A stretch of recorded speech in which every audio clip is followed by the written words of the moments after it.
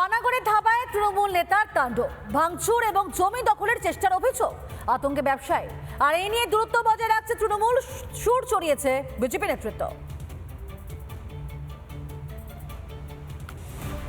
পানাগড়ের দার্জিলিং মোড়ের ধাবা, অভিযোগ এখানেই তাণ্ডব চালিয়েছে তৃণমূল নেতা তথা কাঁকসা পঞ্চায়েত সমিতির কর্মাধ্যক্ষ পিরু খান।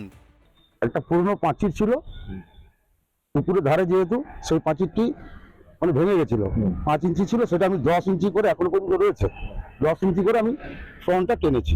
হঠাৎ করে পিরু খান তো ওনার দল বল নিয়ে এসে এটা ভেঙে দেয়। পানাগড়ের দার্জিলিং মোড়ে বাবা হোটেল এবং আমার বাঁ দিকে দেখতে পাচ্ছেন সেই বাবা হোটেলের যে পাঁচিল, সেই পাঁচিল ভেঙে ফেলা হয়। যার বিরুদ্ধে অভিযোগ, তিনি কাঁকসা পঞ্চায়েত সমিতির কর্মাধ্যক্ষ পিরু খান, এবং তিনি দলবল নিয়েছেন নাকি পাঁচিল ভেঙে দেয়। একটা পুকুর, সেই পুকুরের পাড়টাকে পুরোটাই রাতারাতি একদম ঘিরে নেওয়ার পরিকল্পনা। এই সমস্ত ইনলিগালভাবে এই জায়গাটা পুরোটাই অ্যাকোয়ার করেছিল। আমরা বাধা দিয়েছি এবং কাজটা বন্ধ করতে বলেছি।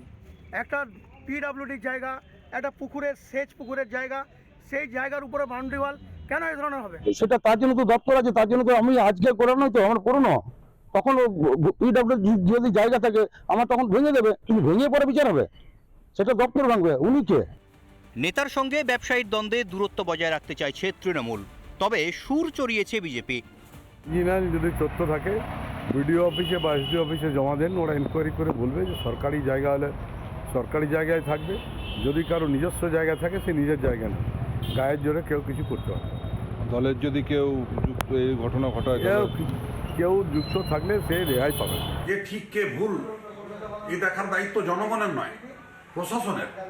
কিন্তু যারা প্রশাসনের উপরে আর লেজিসলেচারের হিসাবে বসে রয়েছে, কর্মদক্ষ হয়ে বসে রয়েছে, তারা কি দাদাগিরি করার জন্যে পশ্চিমবঙ্গকে কি সন্দেশখালীর শাহজাহানের রাজত্বের মতন কি পরিণত করতে চায়? স্বভাবতই এই ঘটনাকে ঘিরে কাঁকসায় একটা চাপা উত্তেজনা।